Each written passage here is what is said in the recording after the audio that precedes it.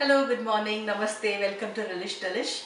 It's been quite a while, so we thought of starting this season with a sweet dish. It's an Indian recipe. It's a sweet recipe from the north of India, which is very similar to a recipe called kheer, but this is known as phirni. And phirni is usually made with broken rice. It's rice soaked in water and then coarsely ground, whereas kheer is made with rice. So it's very similar. The texture would be very similar to a rice pudding, and phirni can be made in different ways. You can put saffron. You can make it with the taste of your choice. Here I have mango puree, so I'm adding mango to the recipe. So to start off, let's go through the ingredients. Sugar. Here I have like about 1/4 of a cup of, this is basmati rice which was soaked in water for cold water for about 3 hours and then coarsely ground. And usually you use whole milk for this recipe. Since I didn't have whole milk, so I'm using skim milk and evaporated milk. And this is the mango puree which will be added later. And for garnish we have here some almonds and some cardamom, ground cardamom. In order to make the phirni, first step is to pour the milk into a heavy bottom pan and let this milk come to a boil. So till the milk comes to a boil, it has to be just left it at that. We are using a heavy bottom pan because the phirni tends to stick to the bottom. So once you put the rice the coarse rice in, you have to keep stirring it in between.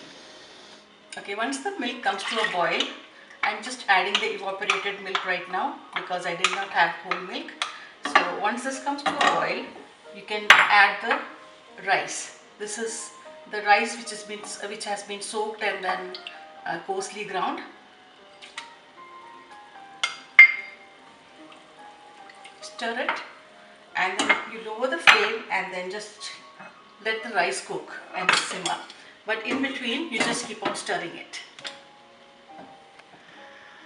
Okay, so I'm going to gently stir this phirni once and then again put it back on the flame. The whole thing will take about, the process will take about 20 minutes for the phirni to thicken. So now it's almost getting done. So we can add in the sugar and a pinch of ground cinnamon. And then keep stirring it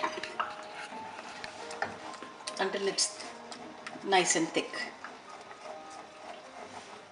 Okay, once the phirni is done, it's better to take it out into a glass container like this and let it cool thoroughly before we add in the mango puree. Now this is almost cool. Now you can see the consistency of this phirni.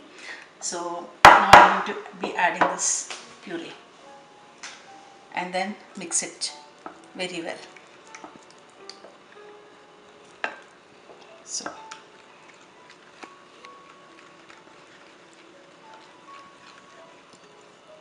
once this is done, you can garnish it with almonds or cardamoms, and then you can either, this is better served chilled. You can even keep it in the fridge in individual containers. I have here some chilled mango phirni and I cannot wait to dig in. Like we say in Hindi, kya swad hai. It's really delicious. See you in the next episode.